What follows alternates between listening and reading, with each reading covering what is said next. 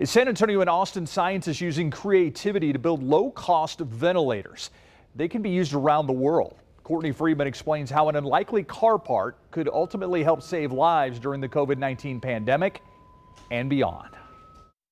About a month ago, local scientists saw the COVID-19 death toll skyrocket in Italy as hospitals there ran out of ventilators. So they came up with an idea for a low-cost version that could be mass-produced. A usual ventilator costs $30,000 approximately, and these new low-cost Ambu Bag ventilators are costing under $1,000.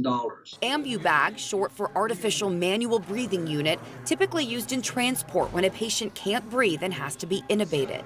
Usually, the bags are squeezed by hand to pump air into someone's lungs. But creative minds at UT Health San Antonio and UT Austin School of Engineering changed that. Of all places, they found the answer in a 2016 Toyota Corolla windshield wiper motor. It can run for days continuously and it doesn't heat up. Dr. Mark Feldman, who leads the UT Health San Antonio team, says engineers in Austin attached a wheel to the motor, allowing the device to squeeze the bag like a hand would. We've tried to add back features of a real ventilator. We can change how often the bag is squeezed, how much you squeeze the bag to increase the tidal volume.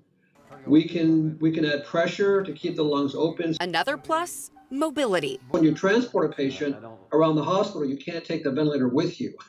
And it only weighs about 15 pounds. It's very small, so it could be used in transporting patients around a hospital. Hoping to get FDA approval within a couple weeks, Dr. Feldman says the small ventilators have successfully been tested on large animals. And soon he hopes to safely test them on human patients who are about to be taken off of regular ventilators. This low-cost approach will last long term. It'll end up in rural hospitals that don't have a big budget and can't afford ventilators.